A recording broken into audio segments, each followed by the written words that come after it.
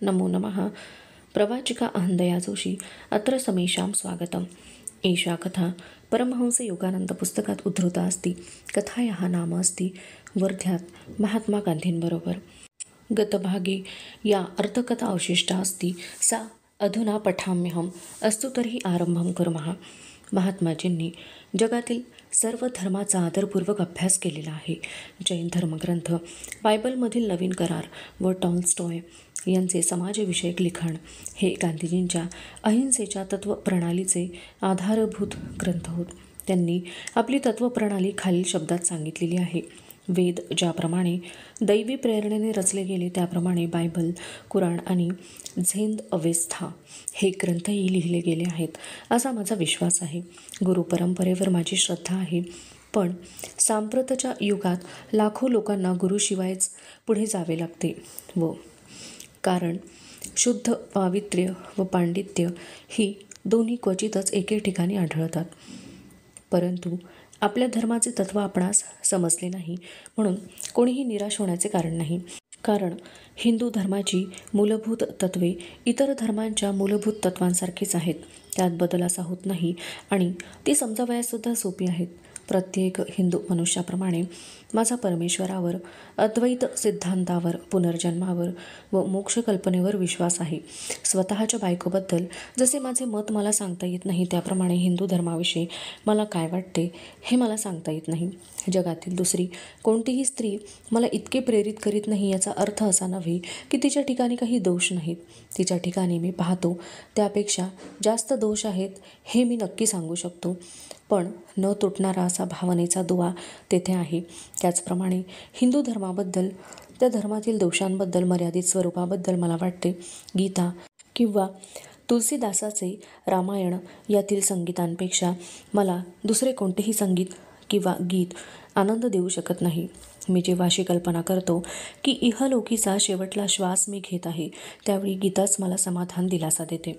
हिंदू धर्म हा काही प्रतिबंधक किंवा एकांगी धर्म नाही. त्या धर्मात जगातील साऱ्या प्रेषितांची पूजा करण्यास पूर्ण मुभा आहे. सर्वसाधारण अर्थाने पाहता हिंदू धर्म हा प्रचारक धर्म नाही. धर्माने आपल्या उदरामध्ये अनेक जमाती सामावून घेतलेल्या आहेत, पण हे सामावून घेण्याचे कार्य हे उत्क्रांती स्वरूपाचे व सहजासहजी कोणाच्या ध्यानात येणार नाही अशा तऱ्हेने झालेले आहे. प्रत्येकाने आपापल्या श्रद्धेनुसार, धर्मानुसार आपल्या ईश्वराची पूजा करावी, अशी हिंदू धर्माची शिकवण आहे. आणि त्यामुळे हिंदू धर्म परमधर्म सहिष्णू आहे. येशू ख्रिस्ताविषयी गांधींनी असे म्हटले आहे, माझी खात्री आहे की जर येशू आजच्या घटकेला लोकांमध्ये वावरत असता, तर ज्यांनी त्याचे नावही कधी ऐकलेले नाही अशा पुष्कळ लोकांना त्याचे आशीर्वाद दिले असते. हे परमेश्वरा, मला जो सांगत आहे तोच केवळ एकटा नसून माझ्या पित्याची जो आज्ञा पाळतो तोही. असे म्हटल्याप्रमाणे आपल्या स्वतःच्या आयुष्याचे उदाहरण देऊन येशू ख्रिस्ताने मनुष्य जातीला आपण सर्वांनी जे ध्येय पुढे ठेवले पाहिजे त्याचा उच्च हेतू व एकमेव उद्दिष्ट दाखविलेले आहे. मला असे वाटते की तो केवळ ख्रिस्ती धर्माचाच नसून साऱ्या जगाचा, सर्व देशांचा व सर्व मानव वंशाचा आहे. आमच्या वर्ध्यातील मुक्कामाच्या शेवटल्या दिवशी संध्याकाळी मी टाऊन हॉलमध्ये व्याख्यान दिले. सभा श्री देसाई यांनी भरविली होती.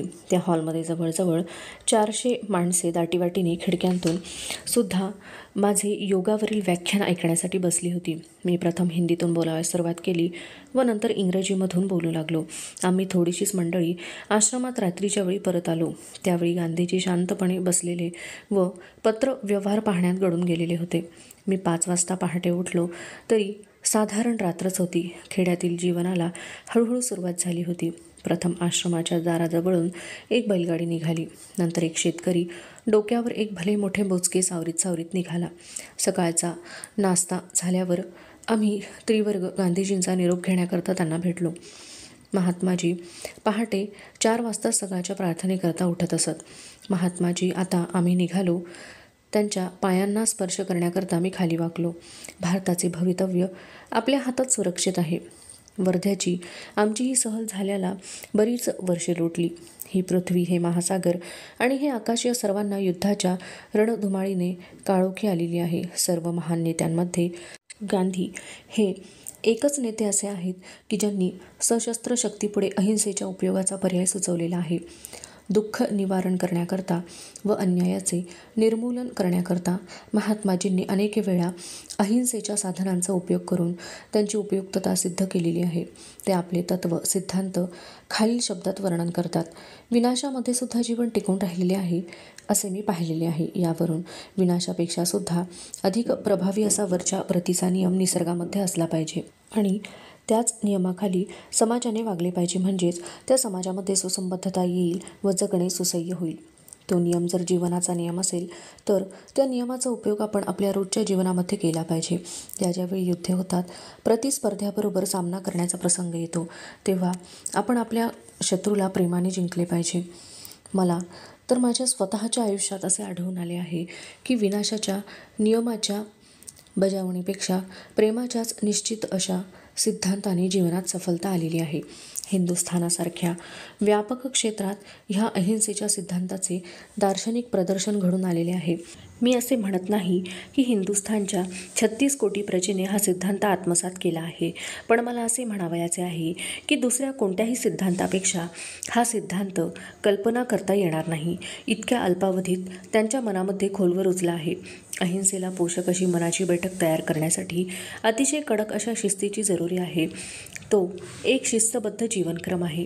सैनिकाच्या जीवनासारखा जेव्हा काया वाचा व मन ह्यांची एकवाक्यता होते तेव्हा पूर्णावस्था प्राप्त होते. जीवनामध्ये आपण सत्य आणि अहिंसा यांच्या व्रतांचे यथायोग्य पालन केल्यास प्रत्येक अडचणीतून बाहेर पडण्यास मार्ग सुचतो. जगातील राजकीय घटनांची दारुण आगेकूच अचूकपणे हेच सत्य दर्शविते की आध्यात्मिक दृष्टी आणल्याखेरीज लोकास तरणोपाय नाही. त्याखेरीज त्यांचा विनाश हा ठरलेलाच आहे.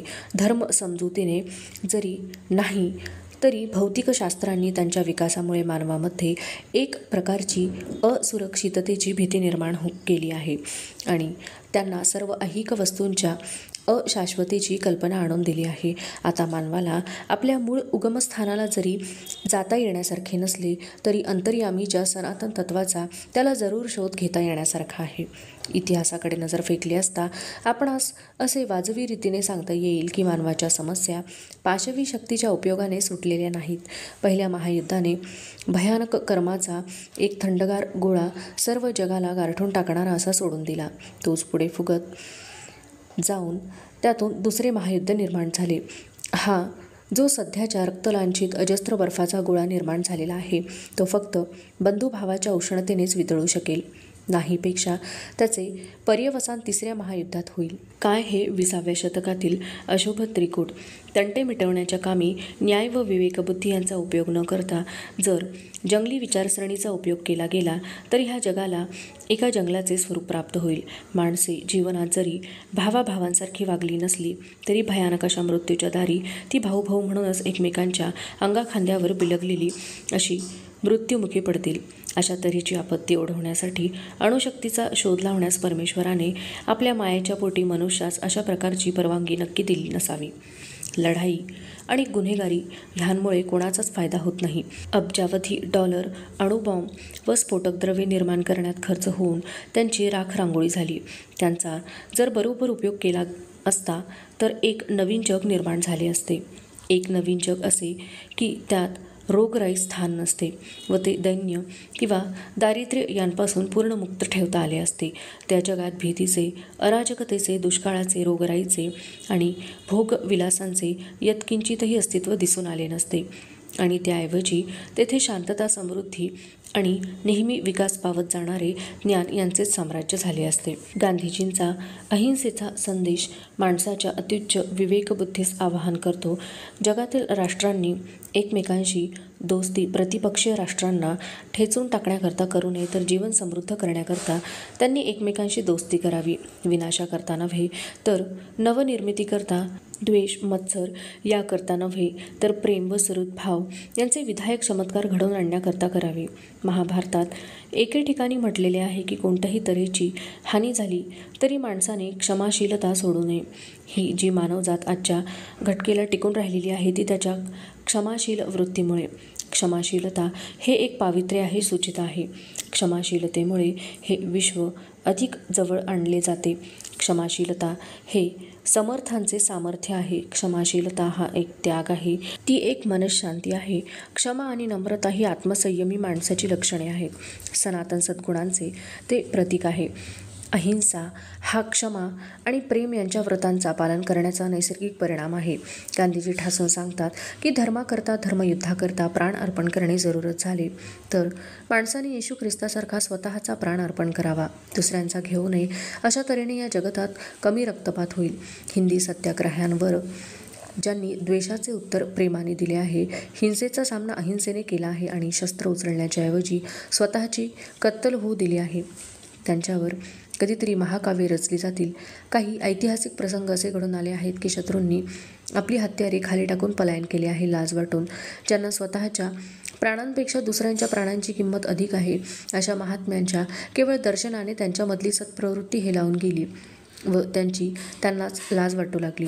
गांधीजी म्हणतात, तशी जरूरच असेल तर माझ्या देशाला स्वातंत्र्य मिळवण्याकरता रक्तपात करावाच लागत असेल तर मी युगेन वाट पाहीन. बायबलमध्ये धोक्याची सूचना दिली आहे. जे हातात तलवार घेतात ते तलवारीनेच नाश पावतात.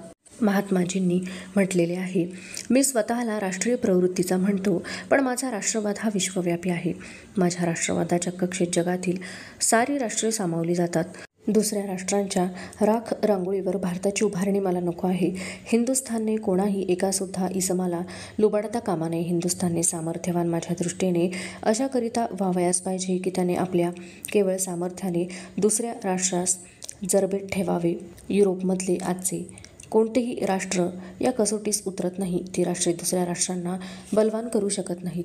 प्रेसिडेंट विल्सन यांनी आपले 14 मुद्दे फार सुंदरपणे पुढे मांडले, पण ते म्हणाले, आणि शांतता प्रस्थापित करण्याकरता आमचा हा प्रयत्न जर फसला तर आमची शस्त्रे मुकाबला करावयास आहेतच. मी ही भाषा उलटी करू इच्छितो. मी म्हणेन, आमची शस्त्रास्त्रे आता कुचकामाची झाली आहेत. आता आपण नवीन साधनाच्या शोधात राहूया. प्रेमाच्या सामर्थ्याचा आपण उपयोग करूया. तसेच सत्य स्वरूप जो परमेश्वर, त्यालाही आपण स्मरूया. ह्या जर गोष्टी आपणास मिळाल्या तर आपल्याला दुसऱ्या कशाचीही जरुरी नाही. महात्माजींनी अशा तऱ्हेचे हजारो सत्याग्रही तयार केलेले आहेत. हे सत्याग्रही त्या संदेशाचा प्रचार करत आहेत. हिंदुस्थानातील सर्वसाधारण जनतेला त्यांच्या तत्त्वज्ञानाचा परिचय करून देतील. अहिंसेचे आध्यात्मिक व तदनुषंगाने परिणामी भौतिकही फायदे काय आहेत हे त्यांना समजावून देतील. तसेच लोकांना अहिंसेच्या हत्याराने शस्त्रधारी करून त्यांना युद्धप्रवृत्त करतील. ही शस्त्रे म्हणजे अन्यायाशी असहकार आणि कोणत्याही तऱ्हेचा अपमान सहन करण्याची तयारी, तुरुंगवास पत्करण्याची किंबहुना प्रसंगी मरण पत्करण्याची तयारी, पण स्वतःहून हाती शस्त्र न धरणे. अशा शस्त्रास्त्रांनी संग्राम केल्यावर, असंख्य सत्याग्रही हुतात्म्यांची निर्मिती केल्यावर जगाची सहानुभूती आपल्याकडे वळवून संग्राम जिंकणे. गांधीजींनी लढाई प्रत्यक्ष करण्याचे टाळून मतभेदाचे प्रसंग मिटवून टाकणाऱ्या अहिंसेचे दिव्य सामर्थ्य कसे आहे हे मोठ्या नाट्यपूर्ण पद्धतीने वर्णन केलेले आहे. अहिंसेच्या मार्गाने जाऊन गांधीजींनी आपल्या देशाकरता पुष्कळ राजकीय सवलती मिळवल्या आहेत. तशा सवलती इतर देशातील कोणत्याही दुसऱ्या पुढाऱ्याने बंदुकीच्या उपयोगाशिवाय मिळवल्या नाहीत. अहिंसा मार्गाचा उपयोग हा केवळ राजकीय क्षेत्रामध्येच अगदी डोळ्यात भरण्यासारखा असा केलेला नसून हिंदुस्थानात समाज सुधारणेसारख्या नाजूक आणि गुंतागुंतीच्या क्षेत्रातही त्यांनी केलेला आहे. गांधीजी व त्यांचे अनुयायी ह्यांनी हिंदू व मुसलमान ह्यांमधील पूर्वापार चालत आलेले वैमनस्य पुष्कळ अंशाने कमी केलेले आहे. लाखो मुसलमान लोक महात्माजींकडे आपला पुढारी म्हणून पाहतात. अस्पृश्य जातींना तर ते आपले न भिणारे असे यशस्वी वाली वाटतात. गांधी लिहितात, माझ्याकरिता जर आणखी जन्म लिहून ठेवला असेल तर अतिक्षुद्रांमध्ये अतिक्षुद्र म्हणून मला जन्म यावा, कारण त्यामुळे मला त्यांची अधिक प्रभावी सेवा करता येईल. महात्माजी खरोखरीच एक महान आत्मा आहेत, पण ही पदवी त्यांना कोट्यवधी अशा अशिक्षित लोकांच्या पारखी दृष्टीने दिली आहे. ह्या सौम्यशा महात्म्यास त्याच्या देशामध्ये फार मान दिला जातो. अगदी हलक्यातल्या हलक्या खेडूताने गांधीजींच्या आवाहनास पडसाद दिलेला आहे. मनुष्य मात्राच्या ठिकाणी उपजत वास करीत असलेल्या दिव्यत्वावर महात्माजींचा पूर्ण विश्वास आहे. मनुष्याकडून होणाऱ्या प्रमादांनी हा विश्वास कमी झालेला नाही. असे प्रमाद होणे हे अपरिहार्य आहे असे ते मानतात. ते लिहितात, प्रतिस्पर्ध्याने जरी तुम्हाला 20 वेळा खोटे पाडले तरी खरा सत्याग्रही त्याच्यावर 21व्या वेळीसुद्धा विश्वास ठेवील, कारण मनुष्य स्वभावावर पूर्ण विश्वास ठेवणे हे त्याच्या सिद्धांताचे सार आहे. महात्माजी, आपली गोष्ट वेगळी, अपवादात्मक आहे. जगाने आपल्यासारखेच वागावे अशी आपण अपेक्षा करू नये. एकदा एकाने त्यांच्यावर अशी टीका केली. त्यावर गांधीजींनी उत्तर दिले, शरीरात सुधारणा करता येते, पण आत्म्याच्या सुप्त शक्तीस जागृत करणे केवळ अशक्य आहे. अशी कल्पना करून आपण आपलीच फसवणूक करतो. ही गोष्ट चमत्कारिक आहे. मी सध्या असे दाखवण्याच्या प्रयत्नात आहे की यांपैकी कोणतीही शक्ती मला प्राप्त झाली तरी शेवटी मी एक तुमच्यासारखाच दीन दुबळा मर्त्य मनुष्य आहे, आणि तसे पाहिले तर माझ्याजवळ असामान्य असे कधी नव्हतेच व आजही नाही. इतर सर्वसाधारण मर्त्य मनुष्याप्रमाणे मी एक सीधा साधा माणूसच आहे व माझ्या हातून त्याप्रमाणे चुका होतात, परंतु चुका कबूल करण्याची विनयशीलता माझ्या ठिकाणी भरपूर आहे आणि त्या चुका दुरुस्त करण्याची माझी तयारी आहे. मी हे कबूल करतो की ईश्वरावरती व त्याच्या चांगुलपणावरती माझी अढळ श्रद्धा आहे आणि सत्य व प्रेम ह्यांविषयी माझ्या अंतर्यामी निखालस असा अनुराग आहे. पण अशा तऱ्हेची श्रद्धा आणि अनुराग प्रत्येकाच्या ठिकाणी सुप्तपणे वास करीत असत नाही काय? ते पुढे म्हणाले, जरी आपण नवीन नवीन शोध लावले आणि योजना आखल्या तरी त्याचा अर्थ असा होतो की आपण आध्यात्मिक क्षेत्रामध्ये दिवाळी काढावे. अपवादात्मक गोष्टी वाढवता वाढवता त्याचा नियमच असा बनवणे ही गोष्ट अशक्य आहे काय? मनुष्याने प्रथम पशुसारखे वागाव्यास सुरुवात करून नंतर माणसासारखे वागावे, आणि हे सुद्धा शक्य झाले तर असा त्याचा अर्थ आहे काय? विल्यम पेन याने पेन्सिल्वानियामध्ये आपली 17व्या शतकातील वसाहत स्थापन करण्याचे कामी जो अहिंसा तत्वाचा यशस्वीपणे प्रयोग केला त्याचे अमेरिकन लोकांनी अभिमानपूर्वक स्मरण करावे. त्यावेळी काही किल्ले नव्हते की शिपाई नव्हते की फौज नव्हती की काही हत्यारे नव्हती. रेड इंडियन्स आणि नवीन वसाहतवाले यांच्यामध्ये चाललेल्या त्या सरहद्दीवरील भीषण लढायात व कत्तलीत पेन्सिल्वानियाच्या क्वेकर्सनाच काही झळ लागली नाही. इतर लढाईत मारले गेले, काहींच्या कत्तली झाल्या, पण ह्यांना काही त्रास झाला नाही. एकाही क्वेकर स्त्रीवर हल्ला झाला नाही. एकही क्वेकर मूल मारले गेले नाही की एकाही क्वेकर इसमाला शारीरिक यातना सहन कराव्या लागल्या नाहीत. जेव्हा क्वेकर्सना आपली सत्ता सोडून देण्यास भाग पडले तेव्हा लढाईचा प्रसंग आला व 3 क्वेकर मारले गेले. पण हे तिघे असे होते की त्यांनी अहिंसा तत्वाचा त्याग करून हातात बचावाकरता हत्यारे घेतली होती. फ्रँकलिन डी रूझवेल्ट यांनी असे नमूद केले आहे की पहिल्या महायुद्धामध्ये पाशवी शक्तीचा अवलंब केल्याने शांतता प्रस्थापित झाली नाही. जय आणि पराजय ह्या दोन्हींमधूनही काही निष्पन्न झाले नाही. हा धडा साऱ्या जगाने घ्यावयास पाहिजे होता. लाओ त्सूची शिकवण अशी असे, हिंसेची साधने हत्यारे जितकी जास्त तितक्या मनुष्यमात्राला यातना दुःख जास्त. हिंसेच्या विजयोत्सवाचे पर्यवसान शेवटी शोक महोत्सवातच होते. गांधीजींची घोषणा अशी आहे, विश्वात शांतता प्रस्थापित व्हावी यासाठी हा माझा सारा झगडा आहे. हिंदुस्थानातील ही स्वराज्याची चळवळ अहिंसापूर्ण अशा सत्याग्रहाच्या भूमिकेवर यशस्वी झाली तर देशभक्ती या शब्दाला एक निराळा अर्थ येईल. एवढेच नव्हे तर मी असे म्हणेन की प्रत्यक्ष जीवनाला सुद्धा एक नवीन अर्थ येईल.